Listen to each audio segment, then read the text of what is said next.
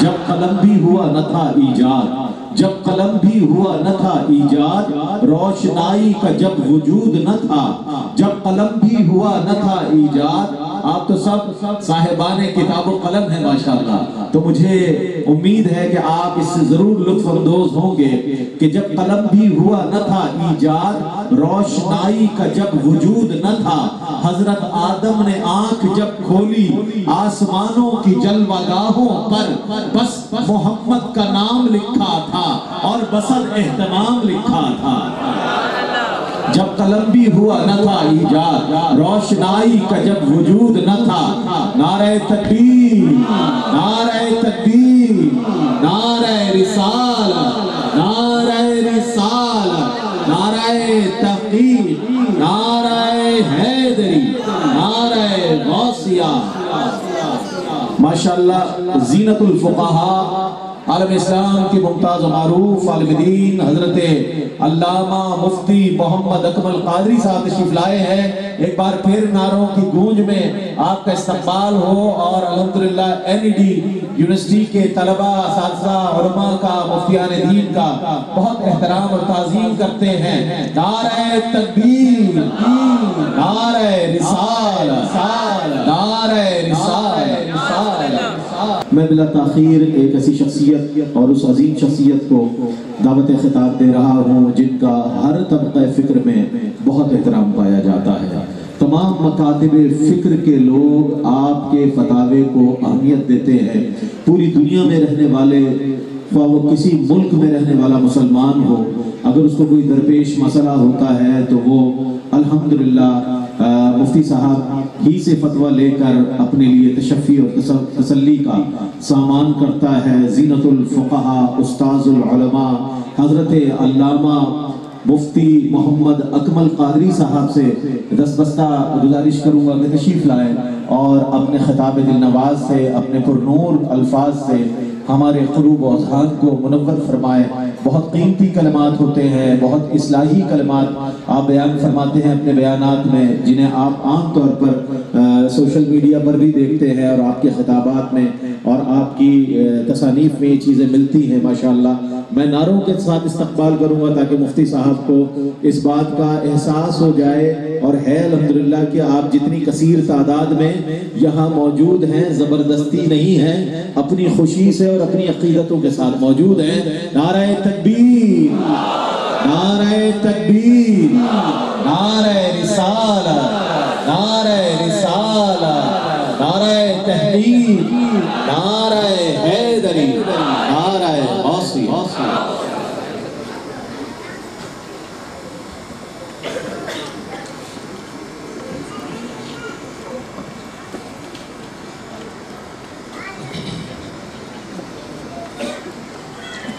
الحمدللہ رب العالمین والصلاة والسلام علی سید الانبیاء والمرسلین، اما بعد فاعوذ باللہ من الشیطان الرجیم، بسم اللہ الرحمن الرحیم۔ قال تبارک و تعالی فی القرآن المجید والفرقان الحمید، قل بفضل اللہ وبرحمتہ فبذلک فلیفرحوا، صدق اللہ العظیم وصدق رسولہ النبی الکریم۔ میں اولاً یونیورسٹی کے تمام اعلیٰ عہدیداران، تمام ٹیچرز اور تمام اسٹوڈنٹس کا شکریہ ادا کرتا ہوں کہ آپ نے چند کلمات کہنے کا موقع فراہم کیا۔ یہ آداب مجلس علم میں سے ہے کہ جب کوئی علمی بیان ہو تو اس کو بغور سنا جائے، آپس میں گفتگو کرنا، بلا ضرورت کال اٹینڈ کرنا، اٹھ کر ادھر ادھر جانا، یہ سب خلاف سنت اور مکروہ ہو جاتا ہے۔ جب ہمارے آقا صلی اللہ علیہ وسلم کلام فرماتے تھے تو صحیح احادیث سے ثابت ہے کہ صحابہ کرام بالکل سکوت کے ساتھ بلکہ بلا حس و حرکت آپ کا بیان سماعت فرماتے ہیں۔ وجہ اس کی یہ ہے کہ جب ہم عدم توجہی کے ساتھ کوئی بات سنتے ہیں تو جائز ناجائز اور ناجائز جائز سنائی دیتا ہے، اور اس سے پھر بعد میں گڑبڑ پیدا ہوتی ہے۔ جیسے تو اب یہ ریکارڈنگس نے مسئلہ ذرا آسان کر دیا. پہلے ذرا ریکارڈنگس نہیں ہوتی تھی تو آپ نے یہ کہہ دیا، آپ نے وہ کہہ دیا، اور اس کو پروف کرنا مشکل ہوتا تھا. لیکن اب تو خیر ریکارڈنگس ہو جاتی ہیں، اگر کوئی ڈاؤٹ ہوتا ہے کسی چیز میں تو بعد میں سن لیا جاتا ہے. اچھا، ایک میں گزارش کروں گا اپنے اطراف میں برابر والے کو دیکھیے جو سو رہا ہوگا اس کو جگا دینا. اب میں اشارہ نہیں کرتا ہوں کہ کس طرف میں نے دیکھا، جو بھی سو رہا ہے اس کو تھوڑا سا اٹھا دیں. چٹکی مت بھریے گا، بس اٹھا دیں. اچھا، بچیوں سے اپنی بہنوں سے گزارش ہے کہ تھوڑا آپ خاموشی سے ضرور سماعت فرمائیں. ویسے تو عورتوں میں اور خاموشی میں نسبت تباین ہے. نسبت تباین کا مطلب یہ ہوتا ہے کہ دو چیزیں ایک مقام پر ایک وقت میں جمع نہ ہو سکیں. تو کسی نے کہا ہے کہ عورت دو ہی ٹائم پہ خاموش ہوتی ہے، یا تو سو رہی ہوگی یا غور سے دیکھو وہ فوت ہو چکی ہوگی. میں اپنی بہنوں سے گزارش کرتا ہوں کہ بالکل خاموشی سے تھوڑی سی بات آپ بھی سماعت فرما لیں. نیل پالش کی باتیں بعد میں ہو جائیں گی، لپسٹک کے تذکرے بعد میں کر لیجیے گا، لیکن تھوڑا سا بیان سماعت فرما. ایک مرتبہ بلند آواز سے درود شریف پڑھ لیجیے. اللہم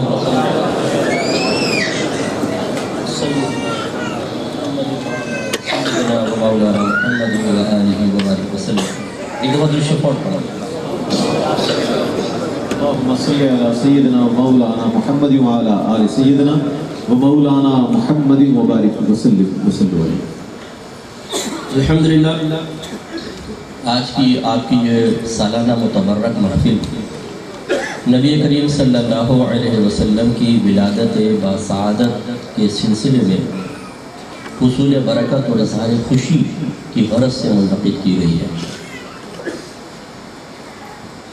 اس طرح کی محافل کا انعقاد دراصل حکم قرآنی کی تعمیل ہے.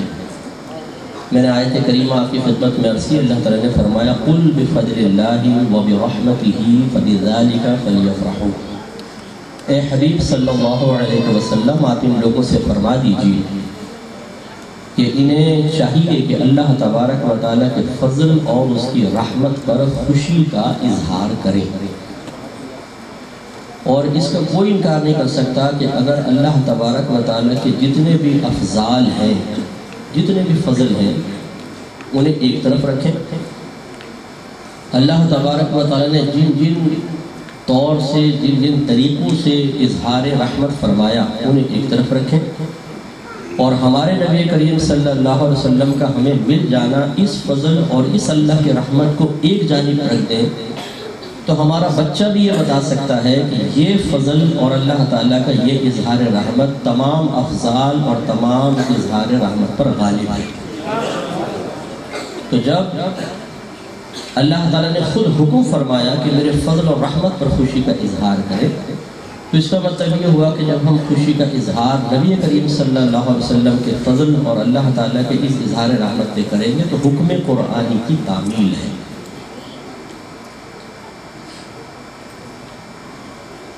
اب یہ اظہار خوشی کیسا ہونا چاہیے؟ یہ ہر قوم کا اپنا ایک طریقہ ہوتا ہے. ہماری شریعت نے اس میں کوئی چیز مخصوص نہیں کی ہے. ہاں ضابطہ بتایا وَمَا آتَاكُمُ الرَّسُولُ فَخُذُوهُ وَمَا نَهَاكُمْ عَنْهُ فَانْتَهُوا. یہ رسول جو تمہیں حکم دے اس کو اخذ کرو، یہ اس پہ عمل کرو، اور جس سے روک دے اس سے باز آ جاؤ. اس کا مطلب ہے کہ ہمیں شریعت کی لیمیٹیشنز، اس کی قیودات، اس کے قانون، اس کے جتنے لاز ہیں ان کو فالو کرنا ہوگا. اس کے بعد جو آپ کا معاشرے میں اظہار خوشی کا جائز طریقہ ہے اس پر آپ کر سکتے ہیں. میں اس کی آپ دو مثالیں آپ کو دیتا ہوں. نبی کریم صلی اللہ علیہ وسلم عید کے دن اپنے کاشان اقدس میں جلوہ افروز ہیں. میری والدہ سیدہ عائشہ صدیقہ رضی اللہ تعالیٰ عنہا اس کے راویہ ہیں. بخاری شریف کی حدیث ہے، کتاب العیدین اٹھا لیجیے گا، اس میں آپ کو مل جائے گی. یہ کہتی ہیں کہ دو بچیاں تھیں جو اوس اور خزرج کی ایک جنگ ہوئی تھی بہت مشہور. اس میں جو ان کے بزرگوں نے کارنامے کیے تھے، وہ عید کے دن دف پر ان کارناموں کو گا رہی تھی. تو نبی کریم صلی اللہ علیہ وسلم قریب لیٹے ہوئے تھے اور آپ نے چادر مبارکہ اوڑھی ہوئی تھی. تو اتنے میں میرے والد حضرت ابوبکر صدیق رضی اللہ تعالیٰ عنہ اندر داخل ہوئے تو آپ نے ان بچیوں کو جب وہ گاتے ہوئے دیکھا اور دف بجا رہی تھیں تو آپ نے ارشاد فرمایا کہ رسول اللہ صلی اللہ علیہ وسلم کے گھر میں شیطانی آلات، انہیں ان کو ڈانٹا تو بچیاں گھبرا کر رک گئیں۔ تو رحمت کونین صلی اللہ علیہ وسلم نے کروٹ بدلی اور فرمایا ابو بکر ان کو چھوڑ دو، ہر قوم کے لیے ایک عید کا دن ہوتا ہے اور یہ ہمارے لیے آج عید کا دن ہے۔ اس کا مطلب ہے کہ جو ان عربوں کے ہاں بعض قبائل کے اندر عید کے دن اظہار خوشی کا طریقہ تھا، میرے آقا نے اس کو منع نہیں فرمایا بلکہ فرمایا ان کو چھوڑ دو، یہ ان کا اظہار خوشی کا طریقہ ہے، اور خود سرکار سامنے تشریف فرما تھا۔ حضرت ابوبکر صدیق کا اس کو شیطانی آلات کہنا ظاہر کرتا ہے کہ نبی کریم نے یقیناً آلات موسیقی کو منع کیا تھا، تبھی تو صدیق اکبر اس تعلیم رسول کو اختیار کر کے جملہ کہہ رہے ہیں۔ لیکن وہی نبی جنہوں نے ان کو یہ سمجھایا کہ آلات موسیقی کا استعمال صحیح نہیں ہے، وہی نبی ان کو یہ تعلیم دے رہے ہیں کہ خوشی کے موقع پر اس طرح کی بعض چیزیں مشروع ہو جاتی ہیں۔ اس کا مطلب یہ ہوا کہ جو ہمارے معاشرے میں اظہار خوشی کا جائز طریقہ ہو اس طریقے سے خوشی کا اظہار کیا جا سکتا ہے۔ ایسی بخاری کی ہی کتاب النکاح اٹھائیے، انصار کی ایک بچی کی شادی تھی، تو رحمت کونین صلی اللہ علیہ وسلم نے اپنی زوجہ ہماری والدہ طیبہ طاہرہ مفتیہ مجتہدہ سیدہ عائشہ صدیقہ رضی اللہ تعالیٰ عنہ سے ارشاد فرمایا کہ عائشہ یہ انصار لوگ لہو کو پسند کرتے ہیں تو ان کے ساتھ آلات لہو کر دو۔ آلات لہو کا مطلب دف، اس زمانے میں آلات لہو یہ تھی، جیسے لہو و لعب کے آلات وہ کہلاتے ہیں جو دل میں غفلت پیدا کرتے ہیں، لیکن جب وہ جائز اشعار کے ساتھ ہوں اور جائز طریقے سے ہوں تو پھر اس کی اجازت بھی ہو سکتی ہے۔ تو کہنے کا مطلب یہ ہے کہ وہ چونکہ ان کا شادی خوشی کا موقع تھا اور انصار کے ہاں وہ دف وغیرہ بجائی جاتی تھی، تو رحمت کونین صلی اللہ علیہ وسلم نے ان کو اجازت مرحمت فرمائی۔ سمجھانا یہ مقصود ہے، اور یہ میں آپ کو بھی دعوت دے دیتا ہوں کہ اظہار خوشی کا اگر شریعت نے کوئی طریقہ فکس کر دیا ہو تو وہ میرے سامنے ضرور لا کے پیش کیجئے گا کہ شریعت نے کہا ہو کہ اس طرح کریں، اس کے علاوہ نہ کریں، بلکہ یہ موقوف رکھا ہے عرف پر۔ بس قید یہ ہے کہ اللہ اس کے رسول نے اس طریقہ کار کو ناجائز یا غلط نہ فرمایا ہو، کر سکتے ہیں۔ تو اب ہمارے نبی کریم صلی اللہ علیہ وسلم دنیا میں جلوہ افروز ہوئے، اللہ تعالیٰ کا سب سے بڑا فضل اور سب سے بڑی رحمت ہے، اور اس کے اوپر اظہار خوشی کا حکم دیا گیا، تو جس طریقے سے جائز طریقے سے کریں وہ بالکل جائز ہے۔ پھر ایک اور مزید دیکھیں کہ نبی کریم صلی اللہ علیہ وسلم جب مدینہ منورہ سے مکہ المکرمہ سے مدینہ منورہ تشریف لائے تو یہاں پر یہودیوں کو 10 محرم الحرام کا روزہ رکھتے ہوئے پائے، بخاری کی ہی روایت ہے۔ آپ نے ان سے دریافت فرمایا کہ تم یہ روزہ کیوں رکھتے ہو؟ انہوں نے عرض کیا کہ یہ وہ دن ہے جس میں اللہ تبارک و تعالیٰ نے فرعون کو غرق کیا اور موسیٰ علیہ السلام اور آپ کی قوم بنی اسرائیل کو اس سے نجات دلوائی۔ تو موسیٰ علیہ السلام نے بطور شکرانہ روزہ رکھا تھا، تو موسیٰ کی موافقت میں ہم بھی روزہ رکھتے ہیں۔ رحمت کونین صلی اللہ علیہ وسلم نے صحابہ کرام سے ارشاد فرمایا کہ تم بھی 10 محرم الحرام کا روزہ رکھو، عاشورہ کا روزہ رکھو، کیونکہ موسیٰ کی موافقت اختیار کرنے میں ہم یہود کے مقابلے میں موسیٰ سے قریب ہیں۔ تو یہ ابو داؤد کی پھر روایت ہے کہ بعض صحابہ نے عرض کیا رسول اللہ یہ وہ دن ہے جس کی یہود اور نصارہ تعظیم کرتے ہیں اور روزہ رکھتے ہیں، تو اگر ہم بھی روزہ رکھیں گے تو مشابہت قائم ہو جائے گی۔ تو رحمت کونین صلی اللہ علیہ وسلم نے ارشاد فرمایا کہ اگر اگلا سال آیا تو ہم 9 کا بھی روزہ ملائیں گے، 9 کا بھی روزہ رکھیں گے۔ کہ صحابہ کہتے ہیں ابن عباس اس کے راوی ہیں کہ سرکار اس سال سے پہلے ہی وصال فرما گئے۔ تو گویا کہ اس سے چند باتیں معلوم ہوئی۔ نمبر 1، جب اللہ تعالیٰ کا کوئی بہت بڑا انعام حاصل ہو تو بطور شکرانہ عبادت کا اختیار کرنا حضرت موسیٰ علیہ السلام کا طریقہ ہے۔ نمبر 2، اچھوں کے طریقوں کی موافقت اختیار کرنا ہمارے نبی کا طریقہ ہے۔ پھر وہ آپ کی موافقت میں وہ طریقہ اختیار کرنا صحابہ کرام کی بھی سنت اور ان کا طریقہ ہے۔ اور جس تاریخ کو کوئی خاص انعام، خاص واقعہ اللہ تعالیٰ کی طرف سے رونما ہوا، خاص اس کا اہتمام کر کے اسی تاریخ میں عبادت کا اختیار کرنا، یہ بھی صحابہ کا اور رسولوں کا طریقہ ہے۔ تو آپ دیکھیں کہ موسیٰ علیہ السلام کا فرعون سے نجات پانا یہ بڑا انعام تھا، یا نبی کریم صلی اللہ علیہ وسلم کی امت میں پیدا ہو جانا آپ کے میرے لیے بڑا انعام تھا؟ تو جب موسیٰ علیہ السلام نجات پائے، روزہ رکھیں، تو ہمیں جب ہمارے سرکار حاصل ہوئے ہیں جس تاریخ میں، اس خاص تاریخ کا اہتمام کر کے اگر ہم عبادت اختیار کریں تو یہ عین رسولوں کے طریقے پر عمل پیرا ہونے کی ہی ایک صورت ہے۔ اور یہ مشہور روایت ہے سیاہ ستہ کی، جب نبی کریم صلی اللہ علیہ وسلم سے پوچھا گیا کہ یا رسول اللہ پیر کا روزہ کیوں رکھتے ہیں، تو آپ نے ارشاد فرمایا اس لیے کہ میں اسی دن پیدا ہوا اور مجھ پر پہلی وحی بھی اسی دن نازل ہوئی۔ تو جس دن رحمت کونین پیدا ہوئے اس دن کا خاص اہتمام کر کے سرکار روزہ رکھتے ہیں۔ تو خلاصہ کلام یہ ہوا کہ یہ اہتمام اگر آپ دیکھیں تو قرآن کے حکم کے عین مطابق اور ہمارے نبی کریم صلی اللہ علیہ وسلم کی سنت کو اختیار کرتے ہوئے ہے، اور قرآن و حدیث ہی وہ ہمارے ماخذ ہیں جن سے ہم اپنے کسی فعل کے جائز یا ناجائز ہونے کے لیے دلیل طلب کرتے ہیں۔ تو لہٰذا معلوم ہوا کہ رحمت کونین صلی اللہ علیہ وسلم کی ولادت باسعادت پر خوشی کا اظہار کرنا قرآن اور حدیث سے اجازت شدہ ہے، اور جس کی اجازت اللہ تعالیٰ اس کے رسول عطا فرمائے وہ یقیناً جائز اور طیب اور حلال ہوگا۔ اب یہاں یہ بعض ایسے خیالات آ سکتے ہیں کہ کیا یہ دلائل نبی کریم صلی اللہ علیہ وسلم اور صحابہ کرام کو نہیں معلوم تھے؟ تو کیا سرکار نے اپنا میلاد خود منایا، کیا صحابہ کرام نے منایا، یا اس کا حکم دیا؟ تو سرکار نے تو اپنا میلاد اس طریقے سے منا لیا اس کو ہم کہہ سکتے ہیں کہ یس کہ سرکار نے پیر کا روزہ رکھا۔ پھر بعینی اگر کوئی عمل اللہ کے نبی سے یا صحابہ کرام سے ثابت نہ ہو یا اس کی اجازت ثابت نہ ہو تو یہ اس بات کی دلیل نہیں ہے کہ وہ ناجائز اور حرام ہوگا۔ یہ اصول شرع یاد رکھیے گا، یہ کوئی قاعدہ قانون نہیں ہے کہ اللہ کے نبی نے کیا ہو یا صحابہ نے کیا ہو یا اللہ کے نبی نے حکم دیا ہو یا صحابہ نے حکم دیا ہو تب ہم کوئی فعل کر سکتے ہیں، اگر انہوں نے نہیں کیا، حکم نہیں دیا تو ناجائز۔ اگر آپ یہ ضابطہ مانتے ہیں تو میں اب آپ کو 50 ایسی مثالیں بتا دیتا ہوں۔ مثال دیکھیے،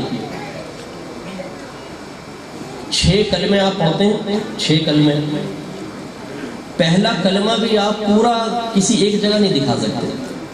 لا الہ الا اللہ کسی جگہ ہے، محمد رسول اللہ کسی جگہ ہے، ہم نے اس کو ملا کر پہلا کلمہ بنایا، ٹھیک ہے نا، دونوں چیزوں کو ملا۔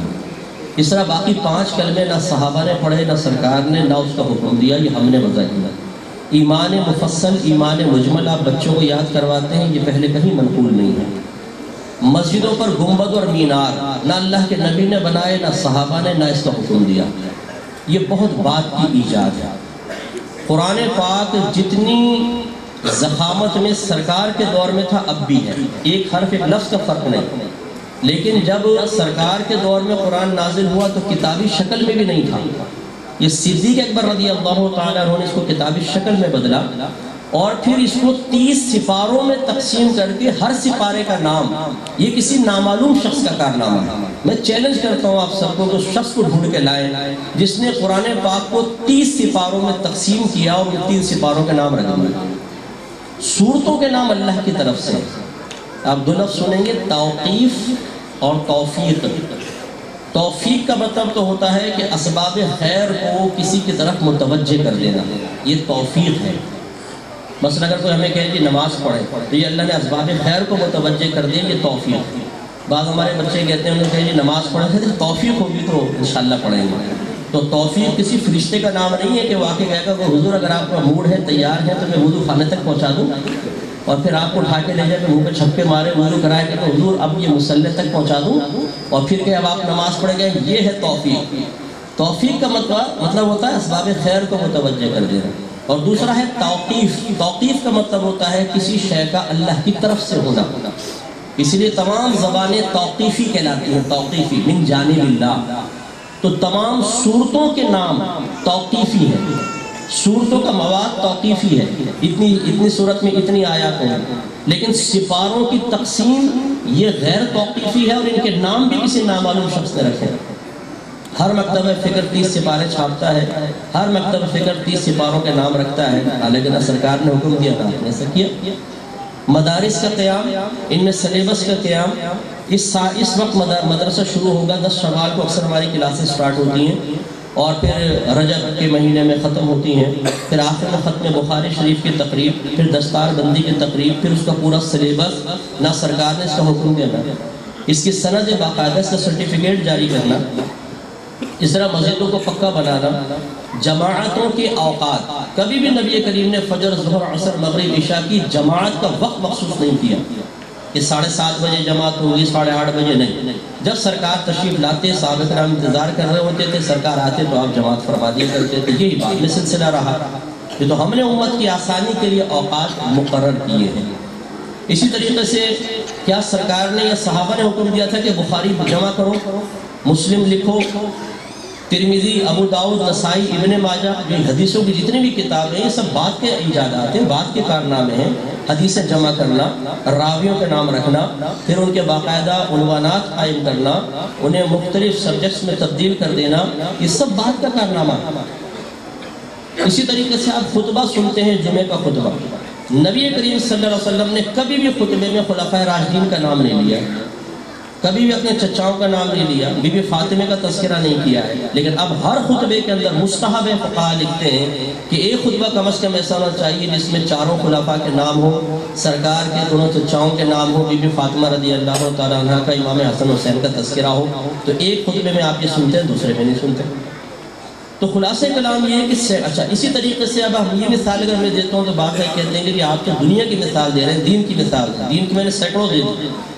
نبی کریم نے کبھی پیزا کھایا تھا؟ بولیں، یا اس کا حکم دیا ہو؟ بریانی کھائی تھی؟ بولیے، یہ جو آپ نے سوٹس پہن رکھے ہیں کبھی سرکار نے پہنے یا اس کا حکم دیا ہے؟ نہیں۔ کیسے پہنے ہوئے آپ؟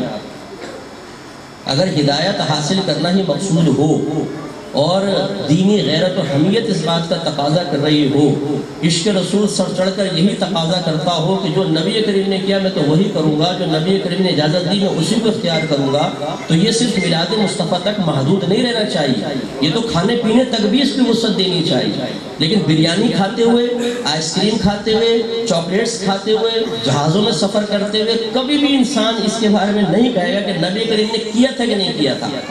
حتیٰ کہ سینما ہال میں بیٹھا ہوا شخص بھی شروع میں جب قومی ترانہ بجتا ہے کھڑا ہو جاتا ہے۔ اگر آپ لوگوں نے سینما دیکھا ہو تو وہ کھڑے ہو جاتے ہیں اپنے ترانے کی تعظیم میں، قومی ترانے، فوج دیکھیں آپ، سب کھڑے ہو جاتے ہیں جب قومی ترانہ ہوتا ہے کہ نبی کریم نے حکم دیا تھا۔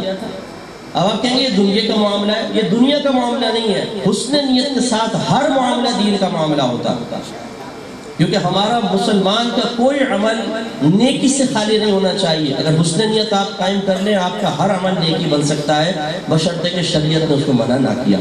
تو خلاصہ کلامی میں سمجھانا یہ مقصود ہے کہ باقی تمام چیز، اچھا شادی بیاہ کی رسومات آپ دیکھیں، کون سی ایسی رسم ہے جس کا حکم نبی کریم نے دیا ہو یا آپ نے کر کے دکھائی، سوائے ایجاب و قبول کے؟ قبول ہے، قبول ہے، قبول ہے، دولہا منہ پہ رومال رکھ کے جب کہتا ہے تو یہ پہلے اچھا وہ بھی ایک دفعہ ہوتا تھا، 3 دفعہ نہیں ہوتا تھا، یہ بھی آپ کو بتا دوں۔ نکاح نامہ پہلے نہیں فل کیا جاتا تھا، یہ بات کی ایجاد ہے، یہ سب صحیح ہے۔ لیکن میلاد مصطفیٰ صلی اللہ علیہ وسلم کا معاملہ ایسا ہے کہ اس میں پہلے ثابت کیا جائے کہ اللہ کے نبی نے کیا ہے، اس کا حکم دیا ہے، کوئی جائز ہوگا ورنہ نہیں ہوگا۔ یہ معاملہ مناسب نہیں ہے۔ ابھی ٹائم کم ہے، میرا موضوع حقیقتاً یہ نہیں تھا، میں تو اصول برکت کے لیے آپ کی سوچ اور فکر دینا چاہیے۔ اور یہ بھی میں آپ کو بتا دوں، میرے آقا صلی اللہ علیہ وسلم نے فرمایا کہ لا تجتمع امتی علی الضلالہ، میری امت کبھی گمراہی پر مجتمع نہیں ہو سکتی ہے۔ میں آپ سے دیانتدارانہ کویسچن کرتا ہوں، آپ دیانتداری سے سوچیے، دنیا میں میلاد مصطفیٰ منانے والے زیادہ ہیں یا میلاد مصطفیٰ کا انکار کرنے والے زیادہ ہیں؟ میں کوئی توڑ پھوڑ کی بات نہیں کر رہا ہوں، میں صرف ایک پیاری ایک سوچ دینا چاہتا ہوں۔ خدارہ ان چیزوں پہ ہمیں نہیں لڑنا چاہیے۔ میں اس کا حکم شرع بھی آپ کو کہہ دوں، جو میلاد مصطفیٰ کا اہتمام کرے بہت اچھی بات ہے، جو نہ کرے آپ اس کو گرفت نہیں کر سکتے، مستحب ہے، کرنا چاہیں کریں، نہیں کرنا چاہیں کوئی گناہ نہیں۔ تو ایسی چیز جس میں شریعت آپ کو خود وسعت دے رہی ہے کہ آپ کریں، آپ کی محبت رسول کا تقاضا ہے تو آپ کر سکتے ہیں، لیکن کوئی عادات شرعیہ کا آپ لحاظ رکھیے گا، اور نہ کریں تو آپ کی کوئی گرفت نہیں ہے۔ ایسی چیز میں ہم اگر لڑیں گے اور اپنے اتحاد امت کو پارا پارا کریں گے تو یہ قطعاً غیر مناسب ہے۔ یہ ضرور ہے کہ اگر آپ کا بچہ پیدا ہو اور میں آپ مجھے جانتے بھی نہ ہوں اور میں آپ کے گھر پر آ جاؤں، میں کہوں کہ یہ سنا ہے کہ آپ کے بچہ پیدا ہوا، میں 5000 کا نوٹ نکال کر آپ کے بچے کے ہاتھ پر رکھ دوں، تو میرے خیال میں آپ مجھے چائے پلائے بغیر تو رخصت نہیں کریں گے، کبھی بھی نہیں کہیں گے صاحب یہ رکھیں نا، سرکار نے اس کا حکم دیا اور نہ کبھی سرکار نے کیا ہے اپنے پاس رکھیں گے کہ آپ 5000 کا نوٹ دے رہے ہیں۔ آپ تو کہیں گے مفتی صاحب زندہ باد، تشریف رکھیے، بہت خوشی ہوئی آپ کی آمد پر۔ خلاصہ کلام یہ ہے کہ اظہار خوشی کے لیے جو ہم طریقہ اختیار کرتے ہیں، کسی پر بھی ہمارا انتقال ذہن اس طرح نہیں جاتا کہ اللہ کے نبی نے کیا تھا، یہ اجازت دی تھی کہ نہیں، وہ سب ہم کر لیتے ہیں، لیکن جب دینی معاملات آتے ہیں تو ہمیں فکر لاحق ہو جاتی ہے کہ کس طرح ہم اس کو مطلب ثابت کریں۔ تو ثبوت میں نے آپ کو بتا دیا ہے، اور ضمن ایک بات عرض کر دیتا ہوں، بعض بھائی کہتے ہیں جی بخاری میں دکھا دیں کہ نبی کریم صلی اللہ علیہ وسلم نے کبھی میلاد منایا ہو یا امام بخاری نے میلاد کا تذکرہ کیا ہو، تو میں ایسے بھائیوں کی بھی غلط فہمی دور کرنا چاہتا ہوں۔ اگر آپ کے نزدیک ضابطہ اور قاعدہ شرعیہ یہ بن چکا ہے، اگر یہ ضابطہ قاعدہ ہے کہ بخاری میں ہو تو صحیح ورنہ نہیں، چلو میں آپ کا ضابطہ مان لیتا ہوں کہ یہ اصول بنا لیتے ہیں کہ جو بخاری میں ہوگا وہ صحیح، جو بخاری میں نہیں ہوگا وہ غلط ہوگا، تو اب میں کہتا ہوں کہ لفظ بخاری پوری بخاری میں دکھا دے گا، اگر بخاری میں ہے تو بخاری ٹھیک، نہیں ہے تو بخاری غلط، اور آپ دکھا نہیں سکتے۔ دوسرا یہ جو آپ مطالبہ کر رہے ہیں یہ ضابطہ ہی بخاری میں دکھا دیں کہ امام بخاری نے فرمایا ہو کہ میری بخاری میں ہو تو مان لینا، نہ ہو تو اس کا انکار کر دینا، یہ ضابطہ اس میں نہیں ہے، اور آپ ہی کا اصول تھا کہ جو اس میں نہ ہو غلط، اس کا مطلب آپ کا ضابطہ غلط ہے۔ تو اس لیے میں صحیح آپ کو عرض کرتا ہوں، سوشل میڈیا پر جتنے ریڈی میڈ مفتیان کرام بیٹھے ہوئے ہیں، یہ گھر کے پیدائشی مفتی ہیں، خود ہی یہ مفتی بنے ہیں، خود ہی سرٹیفکیٹ پہ سائن کیے ہیں، خود ہی اپنی مہر لگائی اور خود ہی تھپکی دیکھا مفتی صاحب لگے رہو شاباش، اور وہ لگے ہوئے ہیں۔ یعنی اتنی بوگس دلیلیں، اور یہ ایک طرف سے نہیں جانبین سے میں عرض کرتا ہوں، جہلا آج کل اتنے زیادہ ہیں، اب آپ ناراض نہیں ہوئیے گا، میں دینی حوالے سے عرض کر رہا ہوں کہ معلومات انتہائی کم ہوتی ہیں، لیکن دفاع دین کے لیے انسان جب مطلب بیٹھ جائے گا تو بالکل اس کی مثال ہمارے قابرین نے ایسے دی ہے کہ جیسے کوئی شیو بنانے کے لیے نائی کی دکان پر گیا تو اس نے ایک بندر کو اس طرح پکڑا اور کہا کہ شیو بنا، تو بندر کے ہاتھ میں اس طرح دے دے تو وہ کیا شیپ بنائے گا، اب آپ خود سوچ لیجئے۔ تو ہمارے ایسے بہت سارے نوجوان ہیں جو سوشل میڈیا پر دین کی الف بے بھی نہیں جانتے، اور یقین کیجئے اپنے آخرت کی بربادی کا سوال کر رہے ہیں، بہت خطرناک ہے۔ اللہ تعالیٰ سمجھنے کے توفیق عطا فرمائے۔ ایک دفعہ درود پڑھ دیجئے، اللہم صلی علی سیدنا و مولانا محمد و علی آل سیدنا و مولانا محمد و آلہ وبارک وسلم۔ میں صرف آپ کے 15 سے 20 منٹ دوں گا، ایک انتہائی اہم سوچ اور فکر کی طرف آپ کو متوجہ کرنا چاہوں گا۔ میری کوشش یہ ہوتی ہے کہ جب ہم کسی جگہ جمع ہوتے ہیں، بیٹھتے ہیں، اپنا اتنا قیمتی وقت نکالا تو ہم کوئی اچھی سوچ اور فکر لے کر جائیں۔ اللہ تبارک و تعالیٰ نے پہلے بلکہ میں حدیث عرض کرتا ہوں، بخاری شریف کی حدیث ہے، سرکار صلی اللہ علیہ وسلم ارشاد فرماتے ہیں کہ لا یؤمن احدکم حتی اکون احب الیہ من والدہ وولدہ والناس اجمعین۔ سرکار فرماتے ہیں کہ تم میں سے کوئی شخص بھی اس وقت تک کامل ایمان والا نہیں ہو سکتا جب تک کہ میں اسے اس کے والد، اس کی اولاد اور تمام انسانوں سے زیادہ پیارا نہ ہو جائے۔ میں آپ سب سے کویسچن کرتا ہوں، بتائیے آپ سب کامل ہونا چاہتے ہیں؟ کامل ہونا چاہتے ہیں؟ مثلا ہمارے نوجوان بیٹھے ہیں، بہنوں کی بات بعد میں کرتا ہوں، آپ اپنے ہیئر اسٹائل میں انتہائی کامل ہونا چاہتے ہیں کہ میرا ہیئر اسٹائل ایسا ہو کہ دیکھیں تو لڑکے بولے یار آج تو تم بڑا شاہ رخ لگ رہا ہے، بھائی ہیرو لگ رہا ہے، بہترین طرح کیا ہیئر اسٹائل۔ ہم اپنے شکل صورت کے اعتبار سے، اپنے لباس کے اعتبار سے، اپنی پڑھائی کے اعتبار سے، دنیا میں عزت اور ناموری کے اعتبار سے، مکان کے اعتبار سے، گاڑی کے اعتبار سے، ہر لحاظ سے ہم کاملیت اور اعلیٰ ہونے کو پسند کرتے ہیں۔ میں سب سے الگ تھلگ نظر آؤں، یہ عورتوں کو بڑی، بچیوں کو بہت زیادہ ہوتی ہے، یہاں تو خیر نہیں، لیکن شادی بیاہ کے اندر دیکھیں یہ جو اٹھلاتی پھرتی ہیں اور پھر بظاہر بے پرواہی کا مظاہرہ، لیکن ٹیڑھی ٹیڑھی آنکھوں سے یہ دیکھنا کہ کوئی مجھے دیکھ رہا ہے کہ نہیں دیکھ رہا، اور کوئی میرے لباس کو سرا رہا ہے کہ نہیں سرا رہا، اور اگر واقعی کوئی ایسی ہے کہ بچی کو اللہ نے خوبصورتی سے، ظاہری خوبصورتی سے بھی نوازا ہے، لباس بھی بہت اچھا ہے، وہ سب میں نمایاں نظر آ رہی ہو، تو جب اس کو بوئے کمال محسوس ہوتا ہے تو پھر تھوڑے ناز نہرے بھی آ ہی جاتے ہیں، اور بڑی خوشی محسوس ہوتی ہے کہ میں سب سے منفرد نظر آ رہی تھی۔ اور اس میں اگر کوئی جھوٹی تعریف کرتے ہوئے کہہ دے کہ بھئی تم تو آج سب سے اچھی نظر آ رہی تھی، تو اس کے جھوٹ کو نظر انداز کر کے کہتی ہے فی الحال چھوڑ تو، چاہے کتنے بڑا جھوٹا ہو لیکن اس میں ضرور سچا ہوگا۔ تو بہت خوشی محسوس ہوتی ہے کہ جب انسان کو بوئے کمال محسوس ہو تو اس کو بڑی خوشی ہوتی ہے، اور انسان چاہتا ہے کہ میں باکمال بن جاؤں۔ جو اسٹوڈنٹس اپنے آپ ٹیچرز سے پڑھتے ہیں، پروفیسرز آپ کو لیکچر دے رہے ہیں، اب اگر وہ کوئی کویسچن کرتے ہیں کہ آپ نے بات سمجھی کہ نہیں سمجھی، اگر آپ کوئی اچھا جواب دے دیتے ہیں اور ٹیچر آپ کی تعریف کر دیتا ہے کہ ماشاء اللہ تم بہت توجہ سے سنتے، بہت بہترین بہت بہترین، تو وہ اس دن تو آپ کے کارنر کافی سیدھے ہو جاتے ہوں گے، اور آپ کی خوشی محسوس کرتا ہے اور چاہتا ہے کہ یہ چیز قائم رہے کہ میں کلاس میں سب سے آگے رہوں۔ بس یہی توقع اور یہی خواہش، یہی تمنا اپنے ایمان کے سلسلے میں بھی ہونی چاہیے کہ اللہ نے مجھے بغیر طلب کیے، بغیر میرے مانگے، اپنے فضل و کرم سے ایک مسلمان گھرانے میں پیدا فرمایا۔ وہ چاہتا تو آپ کو مجھے کسی عیسائی کے گھر میں، یہودی گھر میں، آتش پرست کے گھر میں، ہندو کے گھر میں پیدا کرتا، ہم ساری زندگی شرک و کفر کرتے رہتے، اسی حالت میں مر جاتے تو ہمارا ٹھکانہ ہمیشہ ہمیشہ کے لیے جہنم میں تھا۔ لیکن اللہ نے ایک بچے کو کرسچن کے گھر میں پیدا کیا، آپ کو مسلمان کے گھر میں، نہ اس بچے کا قصور نہ آپ کا کوئی کمال، وہ اللہ تبارک و تعالیٰ کا عدل ہے اور یہ اللہ کا فضل ہے۔ اس پر بھی شکر ادا کیا کریں کہ اللہ تیرا بڑا شکر ہے کہ تم نے مجھے مسلمان بنایا۔ میں اپنے ینگسٹر سے عرض کروں گا، یہ بعض اوقات انگریزوں کی دنیاوی ترقی دیکھ کر، ان کے خوبصورت چہرے، ان کے لمبے قد کاٹ، دولت کی فراوانی، ان کی خوشیوں کی کثرت کو دیکھ کر میں نے یہاں تک جملے سنے کہتے ہیں ہم سے تو انگریزی اچھے ہیں۔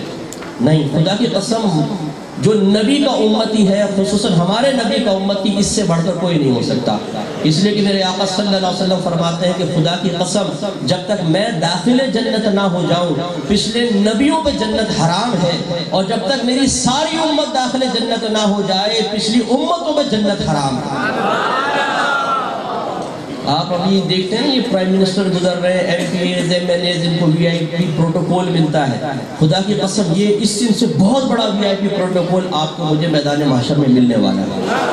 آدم علیہ السلام سے لے کر قیامت تک جتنے لوگ آئے سب کھڑے ہوں گے، یہ انگریز، یہ جاپانیز، یہ چائنیز، یہ روسی، جنہوں نے بڑی دنیا کی ترقی کی، جن کے مقابلے میں آپ اور ہم کبھی کبھار اپنے آپ کو حقارت کی نگاہ سے دیکھتے ہیں، لیکن ان کو حکم کا کھڑے ہو جاؤ، تم پہلے آئے، لیکن اگر مسلمان ہو تو سب سے آخر میں جاؤ گے، مسلمان نہیں تو جہنم میں جاؤ گے۔ لیکن یہ امت محمد ہے جس کو اللہ نے بھیجا سب سے آخر میں ہے، لیکن نسبت محمد ایک ایسی چیز ہے کہ سب سے پہلے یہ داخل جنت ہوگا۔ اگر میں ابھی آپ میں سے کسی کو، وہ نوجوان جو یوتھ پہ بیٹھا ہوا ہے، آپ کا نام کیا ہے بیٹا؟ جی عبد المجیب بھائی کو اگر میں کہوں کہ آپ ذرا ادھر آئیے، اور میں ان کو کہوں کہ یعنی بہت اچھا بچہ ہے عبد المجیب، بہت بیسٹ اسٹوڈنٹ، بہت بہترین آدمی ہے، تو یہ تو میں خالی مثال دے رہا ہوں، لیکن وہ ابھی بھی دل میں خوش ہو رہا ہوں گے نا، مطلب ہوتا ہے کہ خوشی میں محسوس ہونا شروع ہو جاتی ہے۔ تو اگر میں ان کو یہاں لا کے کھڑا کر دوں، یہ اپنے آپ کو سب میں اہم سمجھیں گے کہ سب میں مجھے اٹھا کے کتنی خوشی ہوگی، ان کو سوچیے۔ تو اس خوشی کا عالم کیا ہوگا کہ جب میدان محشر میں سارے اولون آخرون کھڑے ہوں گے، اور اس وقت آپ کو مجھے کہا جائے گا آپ آئیے، سب سے پہلے آپ جنت میں جائیں گے، پھر کوئی اور جائے گا۔ یہ ہے سرکار کی نسبت کا صدقہ۔ تو اللہ نے ہمیں مومن تو بنایا ہے، ایک مسلمان گھرانے میں پیدا کیا، اب اس کو کاملیت تک پہنچانا آپ کا میرا کام ہے، اور اس کے لیے ایک چیز سرکار نے بیان فرمائی کہ اس وقت تک تم کامل مومن ہو ہی نہیں سکتے جب تک کہ میں تمہیں تمہارے والد، تمہاری اولاد اور تمام انسانوں سے زیادہ پیارا نہ ہو جاؤ۔ تو بس اسی پہ میں کلام کروں گا۔ دو چیزیں یہاں پر، نمبر ایک محبت رسول کیا ہے، نمبر دو تمام محبتوں پر محبت رسول کے غلبے کا مطلب کیا ہے۔ کیوں چھوڑ رہے ہو بھائی؟ چھوڑ دو نا آپ لوگ پتہ نہیں کیوں یہ ایفیشنسی کو دکھانے شروع کر دیتے ہیں۔ پلیز چھوڑ دو اس کو، آپ سننے دو، ٹائم کی کوئی کمی مجھے ختم نہیں کرنا، آپ نہیں چھوڑنا ہے، بہت کرنا۔ دو چیزوں میں توجہ، محبت رسول کس چیز کا نام ہے، وہ آپ کو مجھے حاصل ہے یا نہیں، دوسرا پھر اس محبت رسول کا سب پر غلبہ۔ اصل مسئلہ یہ ہے کہ ہم لوگ اس کو بیان کرنے سے پہلے میں تھوڑی سی بس بات عرض کرتا ہوں، ہم لوگ رسم کے قائل ہیں، حقیقت تک نہیں آتے۔ اور یہ جو رسم کے ہم قائل ہیں یہ صرف دین کے معاملے میں نے دیکھا ہے، دنیا کے معاملے میں نہیں، وہاں حقیقت تک پہنچے ہیں۔ اگر وہ کہتا ہے میں کروڑ پتی ہوں تو آپ کہیں گے کہ نہیں بھائی پہلے ثابت کر، ورنہ نہیں مانیں گے۔ کوئی کہے گا کہ ہماری بچی سے شادی کر لیں، بہت اچھی سگڑ بچی ہے، نہیں پہلے وہ ثبوت تو فراہم کریں۔ اگر آپ نے 2 کروڑ کی انویسٹمنٹ کرنی ہے تو کہے کہ میں بہترین بزنس مین ہوں، آپ مجھے میرے پاس انویسٹ کر دیں، کبھی بھی نہیں کریں گے، پہلے مکمل تحقیق ہونی چاہیے۔ کسی سے دوستی کریں گے تو 10 دفعہ آپ سوچیں گے کہ یار یہ آگے چل کے کہیں میرے لیے نقصان کا باعث تو نہیں بن جائے گا، جیسے کہ آج کل سیاسی حالات ہیں ہمارے ملک کے، خطرناک حالات ہیں۔ لیکن جب دین کا معاملہ آئے گا تو ہم حقیقت کا سامنا کرنے کے لیے تیار نہیں ہوتے، کسی چیز کی حقیقت تک پہنچنے کے لیے تیار نہیں ہوتے رسمی طور پر۔ مثال کے طور پہ اگر میں آپ سے کہوں کیا آپ سب نبی کریم سے محبت رکھتے ہیں؟ بولیے، کہیں گے ہے۔ کیا آپ کے قلب میں نبی کریم کی محبت سب کی محبت سے زیادہ ہے؟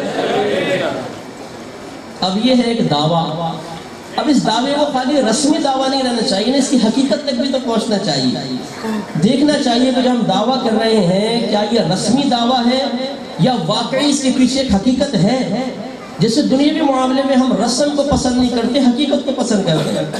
مثال دیتا ہوں پھر اس کے بعد سمجھاؤں گا۔ آپ اپنی زوجہ کو ایک بہترین مکان ڈیفینس میں لے کر دیں، چابی اس کو دیں، بہترین نئی گاڑی دیں، سونے کا سیٹ بنا کر دیں، لباس دیں، ہر طرح کی محبت وغیرہ دیں، اور وہ آپ سے کہتی بھی سرتاج آپ پہ تو میری جان قربان، آپ نے میرا بڑا خیال کیا۔ پھر آپ سنیں کہ وہ آپ کے دشمن سے ایک دفعہ فون پر بات کرتے ہوئے کہہ رہی تھی ہاں دیا تو سب ہے لیکن کم وقت سے پتہ نہیں کب جان چھوٹے گی۔ اس کی تو شکل سے نفرت ہے، مجھے کیا کروں، گزارا تو کرنا ہے۔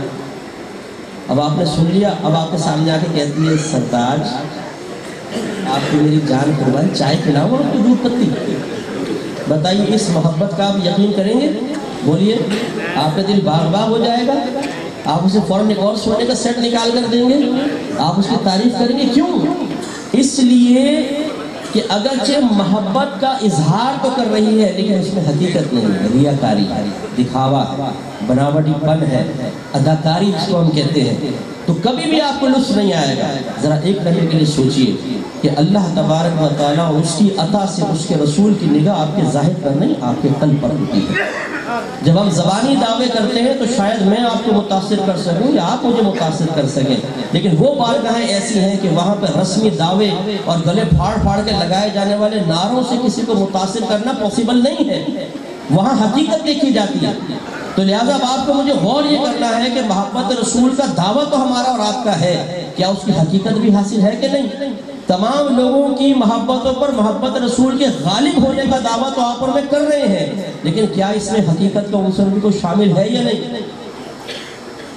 تو اب میں آپ کو عرض کرتا ہوں، ذرا ایک آئینہ میں بھی سامنے رکھتا ہوں، آپ بھی رکھیے اور اسی پہ اختتام کروں گا۔ میرے آقا، اچھا پہلے محبت کو سمجھ لیں، محبت پسندیدگی کے ساتھ کسی کی طرف دل کا مائل ہونا، یہ محبت ہے، پسندیدگی کے ساتھ اس میں شدت پیدا ہو جائے تو اس کو عشق کہا جاتا ہے۔ تو یہ جو اٹریکشن ہے یہ تو سب کو حاصل ہوتی ہے، لیکن جو نبی کریم نے ایمان کامل کے لیے فرمایا کہ میری محبت ہو اور سب پہ غالب ہو، اس کا مطلب کیا ہے؟ اب آپ بتائیں میرے دل میں نبی کریم کی کتنی محبت ہے؟ کوئی رنگ نظر آ رہا ہے، کوئی سائز ہے، کوئی اس کی اسمیل ہے اچھی یا بری؟ بری تو ہو نہیں سکتی، اچھی کوئی اسمیل خوشبو ہے؟ کوئی آواز آپ سن کے اندازہ کر سکتے ہیں؟ نہیں۔ اس کا مطلب یہ ہوا کہ محبت ایک قلبی کیفیت کا نام ہے، وہ سامنے تو نظر نہیں آ سکتی۔ اگر آپ ثابت کرنا چاہتے ہیں کہ مجھے نبی کریم سے محبت ہے تو پھر اس کے لیے اس ظاہری علامت کو اختیار کرنا ضروری ہوگا کہ جو ظاہری علامت آپ کے دل میں موجود محبت رسول کو ظاہر کرے کہ ہاں اس کے دل میں نبی کریم کی محبت ہے۔ تو سب سے پہلے تو اس چیز کا امتحان لینا ہوگا کہ آپ کو مجھے اپنے نبی سے حقیقی محبت ہے یا نہیں، اور اس کا ثبوت کس طرح ہوگا؟ ظاہر کے ساتھ۔ اور اس کے لیے ضابطہ قاعدہ اللہ نے بیان فرمایا. میں اپنے پاس سے کوئی بات نہیں بیان کروں، اللہ تعالیٰ نے فرمایا. پہلے اس کا شان نزول دیکھ لیں. سرکار ہجرت سے پہلے کاشان اقدس سے باہر تشریف لائے، کفار کو بتوں کی عبادت کرتے ہوئے پایا تو آپ نے سوال کیا کہ تم ان کی عبادت کیوں کرتے ہو؟ کہنے لگے اس لیے تاکہ اللہ تبارک و تعالیٰ ان کی عبادت سے خوش ہو کر ہمیں اپنا محبوب بنا لے. مقصد اچھا ہے نا، اللہ ہمیں محبوب بنا لے، لیکن اس نے طریقہ کیا اختیار کیا؟ بت پرستی کا طریقہ جو غلط تھا. اللہ تبارک و تعالیٰ نے آیت کریمہ نازل فرمائی کہ مقصود بہت اچھا ہے لیکن طریقہ غلط اختیار کر رہے ہو. طریقہ وہ اختیار کرو جو ہم بیان فرمائیں. ارشاد فرمایا قل ان کنتم تحبون اللہ فاتبعونی یحببکم اللہ ویغفر لکم ذنوبکم. اے حبیب ان سے فرمائیے اگر تم اللہ تبارک و تعالیٰ سے محبت کا دعویٰ کرتے ہو فاتبعونی تو پھر میرا حکم مانو، میرا کہنا مانو. یعنی نبی کریم سے فرمایا اللہ تعالیٰ ان سے کہے کہ میرا کہنا مانو. جب یہ ایسا کریں گے یحببکم اللہ تو اللہ تعالیٰ ان کو اپنا محبوب بنا لے گا. وَيَغْفِرْ لَكُمْ ذُنُوبَكُمْ اور ان کے تمام گناہوں کی بخشش کر دی جائے گی. تو معلوم یہ ہوا. اب یہ ہمیں باتیں بڑی عجیب و غریب لگتی ہیں. ہم تو کہتے ہیں بس کوئی ایسا آ کے بتائیں، ہمیں کس سے کہانی سنائیں کہ آپ سب ماشاءاللہ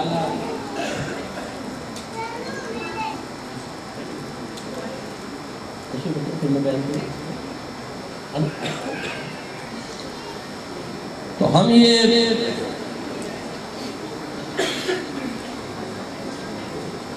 صلی اللہ علیہ وسلم نعرہ تکبیر. سوری تو میں تھوڑا ڈسٹرب ہو جاتا ہوں، تھوڑی بھی ادھر ادھر ہوتا ہے نا تو ذہن ڈسٹرب ہو جاتا ہے. مسئلہ یہ ہے کہ اب ہمیں اس کو ذرا سوچنا چاہیے. ہم ایسے بیانات پسند کرتے ہیں کہ جو ہمیں خوش فہمی میں مبتلا کریں، جو ہمارے مزاج کے مطابق ہوں. ہم مقررین کو بلا کر کمیٹیاں بھی، آپ کی کمیٹی نے مجھے نہیں کہا، میں بات جنرل بات میں کیونکہ بہت میں تو رہتا ہوں عوامی فیلڈ میں 30 سال سے میں کام کر رہا ہوں. مقررین اکثر آ کر میلاد کمیٹیوں کو خوش کرنے والے بیان کرتے ہیں اور عوام کی ڈیمانڈ پر عوام کے مزاج کے مطابق بیان کر رہے ہوتے ہیں. اس میں عوام کچھ نہیں سیکھ پاتی. عوام کہتی ہے ہمارے مزاج کے مطابق کریں تو ٹھیک ہے، ورنہ مت کر نصیحت ناصحا، دل میرا گھبرائے ہے اس کو دشمن جانو ہوں جو مجھ کو سمجھائے. کوئی ہمارے سامنے حقیقت بیان کرنے لگ جائے تو ہمیں بری لگتی ہے. ہم کہتے ہیں بھائی آپ نے موڈ خراب کر دیا. اچھی خاصی لائف چل رہی تھی، ذہن پرسکون تھا، مفتی صاحب کیا آپ تلاطم پیدا کر کے نکل گئے. لیکن ہمارا کام، علماء اسلام کا کام یہ ہے کہ ہم آپ کی خدمت میں وہ چیز پیش کریں جو حقیقتاً پیغام شریعت ہے. میں اگر آپ کو خوش کرنے والا بیان کر کے نکل جاؤں کہ آپ سب عاشق رسول انشاءاللہ میدان محشر میں پہنچیں گے، فرشتہ کے کہیں گے حضور آپ کہاں تھے، جنت آپ کا انتظار کر رہی، تشریف لائیے، اور آپ کو اٹھا کے جنت میں پہنچا دیں گا. تو ہم چاہتے ہیں ایسے بیانات کریں. ہم کچھ بھی کرتے رہیں، فراڈ کریں، جھوٹ بولیں، غیبتیں کریں، بدنگاہیاں کریں، لڑکیوں سے دوستی کریں یا لڑکیاں لڑکوں سے دوستی کریں، ہم گندی چیٹس کریں، ہم فیس بک پر فیک اکاؤنٹس بنا کے لوگوں کو پاگل بنائیں، ہم لڑکیوں کو ایڈ کرتے جائیں، ان سے ڈیٹس پہ ان کے ساتھ جائیں، ہم کچھ بھی فراڈ کریں، گندی باتیں کریں، گالیاں بکیں، اپنے گندہ ذہنی کو دوسرے کے اندر منتقل کر کے اسے اپنے گروپ میں شامل کر کے اس کو بھی گندگی کی عادت بنا دیں. لیکن ہمیں یہ نہ کہو کہ آپ غلط کر رہے ہیں، ہمیں یہ کہو تم کچھ بھی کرتے رہو، چونکہ سرکار کی امت میں ہو، عاشق رسول ہو، تم سیدھے جنت میں جاؤ. ہمیں ایسی چیزیں پسند ہیں. لیکن اللہ تبارک و تعالیٰ نے قاعدہ شرعیہ بیان فرما دی. اب اس کو اس طرح لے لیں، اگر آپ نبی کریم صلی اللہ علیہ وسلم سے محبت کا دعویٰ کرتے ہیں تو اللہ نے فرمایا فاتبعونی، تو میرے حبیب کا کہنا مانو، میرے حبیب کا حکم مانو. جب نبی کریم کا حکم ماننے کی باری آتی ہے تو معذاللہ ثم معذاللہ احکام رسول کو ایک سپر مارکیٹ کی پروڈکٹس کی طرح بنا لیتے ہیں کہ ہمیں ٹرالی لے کر نکلتے ہیں، جو چیز ہمیں پسند آتی ہے وہ اپنے ٹرالی میں ڈالا، جو پسند نہیں ہے اس کو چھوڑ دیا. اسی طریقے سے معذاللہ ہم نے اپنی زبان قول سے نہیں لیکن زبان حال سے ظاہر کر دیا، یا رسول اللہ اپنے احکام ہمارے سامنے پیش کریں. موڈ ہوگا، طبیعت چاہے گی، ذہن بنے گا، بیوی اجازت دے گی، ماں باپ مان جائیں گے، نفس و شیطان ہمیں اجازت دے دیں گے تو آپ کو کوئی حکم مان لیں گے، ورنہ اپنا حکم اپنے پاس رکھیے. یونیورسٹی کے قانون کو فالو کیا جائے گا. کوئی یہاں پر اگر ایک مزدور بھی ہے وہ دبئی کے ایئرپورٹ پہ اترتے ہی وہاں کے قانون کو فالو کرنا شروع کرے گا. میں بھی یو ایس یو کے میں ہر سال تقریباً جاتا ہوں. مجال ہے کہ جو یہاں کا ایک آدمی جو یہاں کے سگنل توڑ کے نکل جائے اور رات کے 2:30 بجے 5 منٹ سگنل پہ کھڑا رہے گا لیکن وہ توڑ کے نہیں نکلتا ہے، وہاں کے قانون کو فالو کرتا ہے. کیوں؟ تو خلاصہ کلام یہ ہے کہ ہم دنیاوی لحاظ سے بہت سی چیزوں کی پابندیاں قبول کرتے ہیں، لیکن جب اللہ کے نبی کی باری آتی ہے، جب دین اسلام کی باری آتی ہے، جس کے بارے میں اللہ نے فرمایا یا ایھا الذین آمنوا ادخلوا فی السلم کافہ، اے ایمان والو اسلام میں پورے پورے داخل ہو جاؤ. یہ میں نہیں کہہ رہا ہوں، یہ آپ کا رب فرما رہا ہے. اور اگر کوئی بہت ہوشیار یہاں پہ کوئی نوجوان بیٹھا ہو جو کہے جی تو پرانے زمانے کی باتیں ہیں، دور بدل گیا ہے، تو مجھے بتائیے کہ کیا نئے دور کا خدا نیا ہوگا؟ بولیے. کیا نیا دور کا رسول نیا ہوگا؟ کیا نیا دور کا قرآن نیا ہوگا؟ نہیں. اللہ تعالیٰ ہمیشہ سے ہمیشہ تک رہے گا. ہمارے نبی کریم صلی اللہ علیہ وسلم قیامت تک بلکہ ہمیشہ کے لیے نبی ہے، اور قرآن سے صحابہ کے لیے نہیں تھا، قیامت تک کے ہر مسلمان کے لیے تھا. اور میرا رب یہ جانتا ہے کہ کیا ہونے والا ہے. اس کے باوجود میرے رب نے قرآن عظیم میں جب یہ حکم فرمایا اور ساتھ ہی فرمایا کہ لا یکلف اللہ نفسا الا وسعہا، اللہ تعالیٰ کسی جان کو اس کی ہمت سے زیادہ آزمائش میں مبتلا کرتا ہی نہیں، کرے تو ظلم ہو. اس کا مطلب یہ ہے کہ احکام قرآن میں بیان ہوئے، قرآن قیامت تک کے لیے ہے، تو یہ تمام احکام بھی قیامت تک کے لیے ہیں. اور ان احکام پر عمل پیرا ہونا اگر ہمارے لیے اس دور میں ناممکن ہوتا تو یہ ظلم ہوتا. حالانکہ اس کا رد اللہ نے فرما دیا، اللہ کسی کی جان کو اس کی ہمت سے زیادہ آزمائش میں مبتلا کرتا ہی نہیں. اس کا مطلب ہے دین پر اب بھی ہم عمل پیرا ہو سکتے ہیں. اب یہ ہے ہماری محبت رسول کہ جب نعرہ لگنے کی باری آئے نعرہ لگائیں گے، نعت پڑھنے کی باری آئے نعت پڑھیں گے، جب ہم کھانا کھانے کی باری آئے تو لنگر کھائیں گے، جب ہم جلوس نکالنے کی باری آئے جلوس بھی نکالیں گے. تو غلط نہیں کہہ رہا ہوں، مستحبات ہے. لیکن جب اطاعت رسول کی باری آئے، جب حکم ماننے کی باری آئے تو ہم کہتے ہیں یہ داڑھی والا حکم مانے گا، امام والا مانے گا، عالم مانے گا. اگر کوئی لاکھ بریکنگ نیوز آپ دیکھ لیں، چور چکے پکڑے جائیں گے دنیا دار، آپ کی زبان سے کچھ بھی نہیں نکلے گا. اور ایک داڑھی والا پکڑا جائے گا نا کہاں دیکھ مولوی یار، مولوی کو حرکت دے، مولوی کی حرکت دے. یعنی ہم یہ سمجھتے ہیں کہ عمل مولوی کو کرنا چاہیے تھا، ہم کو تو کوئی بات نہیں. حالانکہ جب میدان معاشر میں پہنچیں گے اور اعلان ہو جائے جو جنت میں پہلے پہنچ جائے گا اس کو اعلیٰ مقام ملے گا، تو پھر یہ جتنے فاسق فاضل کوئی بھی ہو، یہ مولوی کو اٹھا کے پھینکیں گے پیچھے، عالم کو مفتی کو پھینکے چھٹ بھائی پہلے میں جنت میں پہنچوں گا. جنت کی باری آئے، اللہ کی بارگاہ سے انعامات لینے کی باری آئے، میدان محشر میں عزت کی باری آئے، اللہ تبارک و تعالیٰ کی طرف سے رحمتیں برکتیں حاصل کرنے کی باری آئے، تو نبی کریم زندہ باد. اور جب نبی کریم کے احکام پر عمل پیرا ہونے کی باری آئے تو ہم اپنی تیوریوں پہ بل ڈال لیں، ناگوار چہرے بنا لیں، سامنے والے کو کہیں یار زیادہ نہ سمجھاؤ، تم نے اپنی قبر میں جانا ہے، ہم نے اپنی قبر میں جانا ہے، ذرا یہ ملا گیری ہمارے ساتھ نہ کیا کرو یار. ابے بھائی جان چھوڑ یار، تو جمعہ 8 دن مولوی بنائے تو ہمارے پیچھے لگ گیا. او بھائی جان چھوڑ، ہمیں ہماری زندگی گزارنے دے، دین میں زیادہ نہ اترو ورنہ ڈوب جاؤ گے، اور دنیا میں ناک بند کر کے اتر جاؤ. بھائی دینداروں کے قریب نہ جاؤ تو لڑتے رہتے آپس میں یار، مل کے نہیں بیٹھتے. اور دنیا دار تو سارے روزانہ مل کر بیٹھ رہے ہیں، بڑے پیار محبت سے رشتہ دار سارے مل کر بیٹھتے ہیں. دنیا کبھی نہیں چھوڑے گا آدمی، حالانکہ رشتہ دار لڑ رہا ہے، دوست لڑ رہے ہیں، کٹا چھنی ہو رہی ہے، دنیا میں رہیں گے. ان تمام کے باوجود دین کو آدمی اختیار نہیں کرے گا. یہ ہے ہماری محبت رسول. گویا کہ ہم اپنی زبان حال سے کہہ رہے ہیں یا رسول اللہ، صرف زبانی محبت کریں گے، رسمی محبت کریں گے، لیکن جب حقیقت محبت کی باری آئے گی تو پھر آپ کو دور سے سلام. لیکن یہی طرز عمل آپ کی بیوی آپ کے ساتھ اختیار کرے تو آپ طلاق دیں گے، آپ کی اولاد آپ کے ساتھ اختیار کرے اسے جائیداد سے آگ کر دیں گے، دوست اس طرح کی رسمی محبت کے اظہار کرے آپ دوستی اس سے چھوڑ دیں گے، رشتہ دار ایسا معاملہ کرے آپ قطع رحمی کرنے پر مجبور ہو جائیں گے. لیکن جب یہی رویہ اپنے نبی کے ساتھ ہم رکھیں پھر ہمیں کوئی سزا نہ ملے، پھر کوئی رسوائی ہماری طرف متوجہ نہ ہو، پھر کوئی ہمارے گرفت آخرت کے اندر نہیں ہونی چاہیے. یہ کس قدر ہم غلط رویہ اختیار کیے ہوئے ہیں. اس لیے ذرا توجہ فرمائے، محبت رسول کا تقاضا یہ ہے کہ آپ کے نبی کی زبان سے کچھ نکل گیا تو چونکہ میرے نبی کا حکم ہے میں عمل کروں گا. میرے نبی نے فرمایا، کیسے ٹال سکتا ہوں؟ اگر آپ کی والدہ نے آپ کو بڑی محنت سے پالا پوسا ہو، آپ کے والد توجہ نہیں کرتے لیکن آپ کی والدہ نے سلائیاں کر کر ٹیوشنز پڑھا کے آپ کو ایک مقام تک پہنچایا، کچھ اس احسان ہے، کوئی تقاضا ہے کہ نہیں ہے؟ کم از کم یہ تو ہے نا کہ آپ ان کا کہنا مانیں، ان کی آنکھوں میں آنکھیں ڈال کے گفتگو نہ کریں، ان کے سینے پہ چڑھ کر بات نہ کریں، اونچے لہجے میں گفتگو نہ کریں، ان کے حکام کے سامنے جھنجھلاہٹ کا اظہار نہ کریں۔ اگر ماں کوئی بات کہے تو اس کے دل رکھنے کے لیے وہ بات پوری کر دیں۔ اب ایک طرف ماں کے احسانات رکھیں، دوسری طرف اپنے نبی کریم کے احسانات کا شمار کر کے دیکھیں۔ خدا کی قسم یہ ماں بھی آپ کو نبی کے قدموں کی برکت سے ملی۔ اگر ہمارے سرکار کو ظاہر کرنا مقصود نہ ہوتا، اللہ تعالیٰ فرماتا ہے میں اپنے ربوبیت بھی ظاہر نہ فرماتا۔ حبیب اگر آپ کو پیدا کرنا مقصود نہ ہوتا، میں اپنا رب ہونا بھی ظاہر نہ فرماتا۔ اس نبی کے قدموں کی برکت سے آپ کو مجھے سب کچھ ملا ہے۔ لیکن ماں ناراض نہ ہو، ٹیچر ناراض نہ ہو، دوست ناراض نہ ہو، حتیٰ کہ فیس بک پر جس لڑکی نے پہلے 50 دوست بنائے ہوئے ہیں لیکن 51ویں دوستی آپ کے ساتھ ہو، وہ بھی ناراض نہ ہو۔ اگر رات کے 3 بجے بھی بلائے تو آنکھیں مل مل کے اس کے سامنے بیٹھ کے چیٹ کر رہے ہوں، وہ راضی ہو جائے، لیکن اللہ کے نبی ناراض ہو کوئی پرواہ نہیں، دیکھی جائے گی۔ حالانکہ قبر میں آپ کی لور نہیں آئے گی، یا آپ کا بوائے فرینڈ نہیں آئے گا، آپ کا دوست نہیں آئے گا، آپ کے ماں باپ نہیں آئیں گے، آپ کے ٹیچر نہیں آئیں گے، میرے سرکار تشریف لائیں گے۔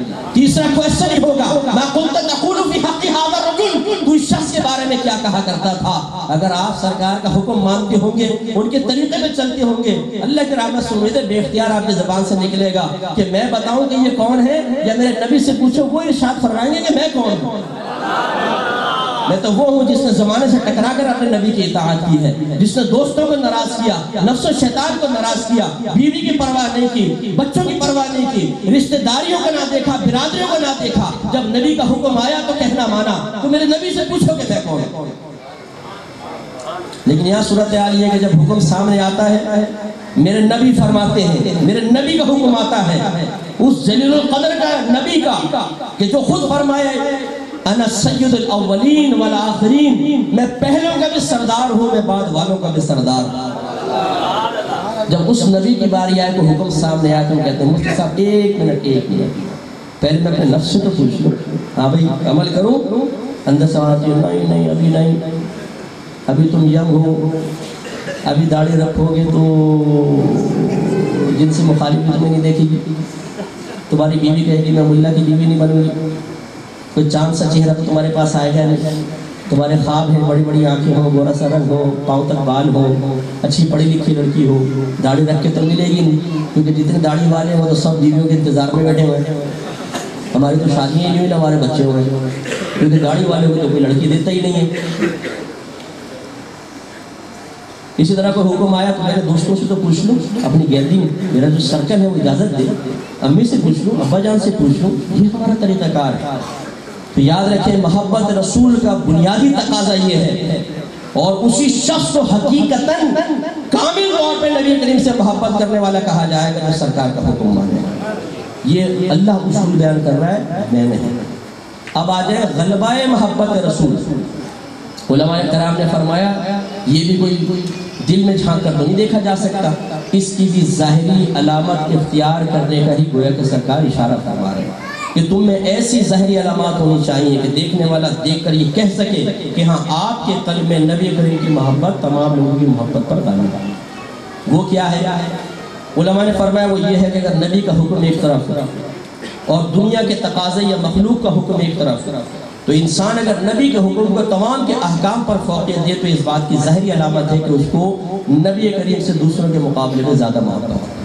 اسی طرح جو چیز نبی کریم پسند فرمائے وہ چیز ادھر ہو اور لوگوں کی پسند اس طرف ہو، اور لوگوں کی پسند نبی کی پسند سے ٹکرا رہی ہو، تو پھر نبی کی پسند کو اگر آپ نے فوقیت دے دی تو آپ نبی کریم سے سب سے زیادہ محبت رکھنے والے ہیں۔ ایسے ہی آپ پسندیدگی کا معاملہ ہے۔ تو ایک لمحے کے لیے بس میں عرض کروں گا، ذرا صحابہ کرام کی طرف جائیے۔ صحابہ کرام کی طرف، ان سے بڑا کوئی عاشق رسول قیامت تک پیدا ہو سکتا ہے؟ زور سے بولیے۔ ان سے زیادہ کامل ایمان والا کوئی ہو سکتا ہے؟ ان کی علامت کیا ہے؟ ان کی علامت یہ ہے کہ جب سرکار کے حکم سے سرکار کے منہ سے ایک حکم پاک نکل گیا، پھر نہ خاندان دیکھتے ہیں، نہ برادری دیکھتے ہیں، نہ نفس دیکھتے ہیں، نہ کاروباری نقصان دیکھتے ہیں۔ لبیک یا رسول اللہ، آپ کا حکم ہے، عمل کریں۔ سرکار نے ایک چیز کو پسند کیا ہو، کوئی ایک صحابی کی مثال دے دے کہ اس نے دنیاوی تقاضے کو ملحوظ رکھ کر اس چیز کو نظر انداز کر کے اس چیز کو اختیار کیا ہو جو سرکار کو ناپسند ہو، نہیں نظر آیا۔ جب سرکار کی زبان سے نکل گیا تو بس وہ پتھر پر لکیر ہے، وہ حکم خدا بندی ہے، وہ ماننا ہے۔ اور اب ہماری صورتحال ہے، ہم مختلف ڈھیلے بہانوں سے شریعت سے بھاگنے کے راستے تلاش کرتے ہیں۔ ہم یہ کہتے ہیں کہ انشاءاللہ میں نے اپنے دادا کو دیکھا ہے، جب وہ بالکل بابا ہو گئے تھے تو آخری عمر میں انہوں نے حج کیا تھا اور داڑھی رکھ لی تھی، انشاءاللہ میں اپنے دادا کی سنت پر عمل پیرا ہو کر کروں۔ میں نہیں کہتا ہوں کہ داڑھی میں اسلام، میں مانتا ہوں کہ اسلام داڑھی اسلام میں ہے، اسلام پورا داڑھی میں نہیں ہے۔ یہ نہیں ہے کہ کوئی بغیر داڑھی والا ہے تو اس کے دل میں محبت ہو ہی نہیں سکتی ہے اور وہ عاشق ہو ہی نہیں سکتا، ہو سکتا ہے لیکن اس کی عشق اور اس کا محبت کاملیت تک نہیں ہے۔ اسی طرح آپ یہ نہیں کہہ سکتے کہ کوئی بغیر داڑھی والا ہے کہ تم تو اسلام سے بہت دور ہو، نہیں، یہ ہو سکتا ہے کہ وہ اخلاق کے اندر ایک داڑھی والے سے بہت زیادہ اچھا ہو، یہ ہو سکتا ہے، لیکن اصل بات وہی ہے کہ کامل ہونا۔ میرے نوجوانوں جو غیر شادی شدہ بیٹھے ہیں، آپ کو کیسی بیوی کی تلاش ہے بتاؤ، ناقص یا کامل؟ کاڑی چلے گی؟ لولی لنگڑی چلے گی؟ بولیے، کینسر زدہ چلے گی؟ جس کے دانت ٹوٹے ہوئے آگے کے دو وہ چل جائے گی؟ نہیں، پرفیکٹ چاہیے، کامل چاہیے۔ تو ایسے ہی پھر اسلام کے بارے میں اور ایمان کے بارے میں کیوں نہیں سوچ بنتی کہ کامل ترین چاہیے؟ اس کے لیے سوچ بنانی ہوگی، تب ایمان کامل ہوگا، اور جب ایمان کامل ہوگا تو نبی کریم نے ارشاد فرمایا کہ المرء مع من احب، ہر شخص بروز قیامت اس کے ساتھ ہوگا جس سے اس نے محبت کی ہوگی، تو پھر نبی کریم کی معیت ہمیں حاصل ہوگی۔ تو خدا را میں آخر میں وصیت عرض کروں گا کہ یہ نعرہ ضرور لگایا کریں، جسے بعض لگاتے ہیں کہ غلامی رسول میں، واقعی قبول ہے آپ کو؟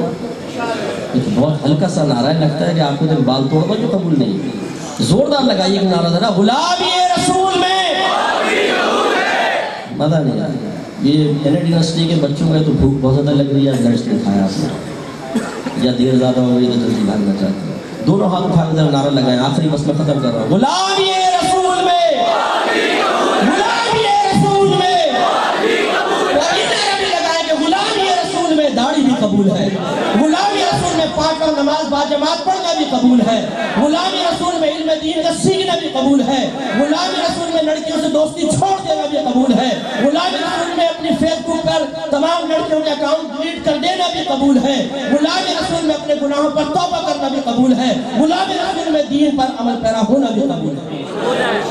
اصل تو یہ ہے غلامی رسول میں موت بھی قبول ہے۔ اب یہ فائر ہو جائے تو یہ سارے موت قبول کرنے والے نظر میں نہیں آئے، کیونکہ مفتی صاحب اللہ آپ کو مقام شہادت عطا فرمائے، انشاءاللہ جنازے میں حاضر ہوں گے، آپ ذرا شہادت قبول کریں، میں ذرا آیا باہر سے، تم تو ایسے بھاگیں گے۔ تو غلامی رسول میں اگر واقعی آپ کچھ کرنا چاہتے ہیں تو پھر سچے غلام بن جائیں، اور سچا غلام کبھی اپنے آقا کا کہنا نہیں ڈالتا، سچا غلام اپنے آقا کی زبان سے نکلنے والے الفاظ کا نہیں، ان کے ابرو کی جنبش کا انتظار کرتا ہے کہ میرے سرکار اشارہ فرمائے اور میں اپنے سرکار کی اطاعت کر کے اپنے اللہ کو راضی کر کے جنت میں اعلیٰ مقام حاصل کروں۔ ایسے میں اپنے بچوں سے بھی گزارش کروں گا کہ عورت کے لیے حیا بہت بڑا پردہ ہے۔ بی بی فاطمہ رضی اللہ تعالیٰ عنہ کی مثال دیکھیں، سرکار نے ایک دفعہ صحابہ کے سامنے ایک سوال رکھا کہ یہ بتاؤ کہ ایک عورت کے لیے سب سے بہترین چیز کیا ہے؟ حضرت علی چپکے سے گئے، حجرے میں پہنچے، اپنی زوجہ محترمہ سے پوچھا کہ سرکار نے سوال کیا، جواب دو۔ کہنے لگی عورت کے لیے سب سے بہترین چیز یہ ہے کہ نہ اسے کوئی مرد دیکھے اور نہ وہ مرد کو دیکھے، یعنی بے پردہ انداز سے۔ حضرت علی آئے، سرکار نے سوال کیا، ہاں بھی کون جواب دے؟ حضرت علی کھڑے ہوئے، رسول اللہ یہ جواب۔ سرکار مسکرائے اور فرمایا کہ علی لگتا ہے یہ جواب فاطمہ نے دیا، کیونکہ تربیت میرے سرکار کا۔ تو ہماری بچیاں یونیورسٹی میں پڑھ رہی ہیں، میں تعلیم کے خلاف نہیں ہوں، بالکل بچیوں کو پڑھنا چاہیے، ڈاکٹر بننا چاہیے، انجینئر بننا چاہیے، مختلف فیلڈ جانا چاہیے، کیونکہ ہر فیلڈ میں عورتوں کا آنا جانا ہوتا ہے، عورتیں ان کو ڈیل کریں تو بہت اچھی بات ہے۔ بچیوں کو بالکل تعلیم حاصل کرنی چاہیے، جہاں جہاں شریعت آپ کو رعایت دیتی ہے آپ اس رعایت سے فائدہ حاصل کر سکتے ہیں، لیکن افضل اور اولیٰ یہ ہے کہ اس کے لیے اگر آپ شرعی گائیڈ لائن لے لیں کہ میں یہ کام کرنا چاہتی ہوں، کہاں تک مجھے شریعت رعایت دیتی ہے، اجازت دیتی ہے، کیونکہ آپ باہر کے ملک میں جاتے ہیں آپ کو وہاں کے ماحول پتہ ہے کیا ہے، US کے حالات، ورلڈ وائڈ جو مسلمانوں کے متعلق معاملات چل رہے ہیں، وہاں نہ بچیاں برقع پہن سکتی ہیں، نہ اسکارف بعض علاقوں میں پہن سکتی ہیں، نقاب تو بالکل نہیں کر سکتی ہیں۔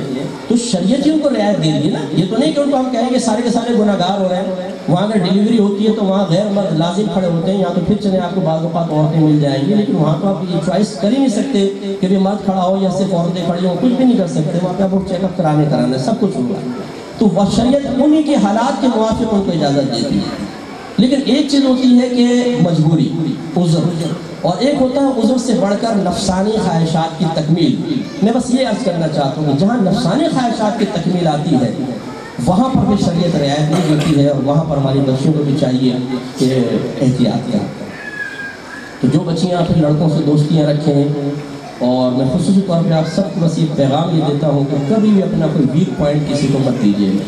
کوئی میل, کوئی میسیج واٹس ایپ پہ آپ میسیج کر دیں, کبھی بھی نہ کریں, کیونکہ میں ایز اے مفتی ورک کر رہا ہوں کہ ورلڈ کی میلز, ورلڈ کے لوگ مجھ سے رابطہ کرتے ہیں. لڑکیوں کی زندگی برباد ہو جاتی ہے, لڑکے برباد ہو جاتے ہیں. بلیک میلنگ اتنی ہوتی ہے کچھ انتہا ہے. ہم کسی پر کامل اعتماد کر کے بعض اوقات اپنے ویک پوائنٹ, اپنے سب کچھ اس کو دے دیتے ہیں, اور پھر ریکویسٹ بھی کرتے ہیں دیکھو یار کسی کو دینا نہیں. سب سے بڑی میجر مسٹیک یہ ہے کہ یہ کہہ دینا کہ دیکھو دینا نہیں.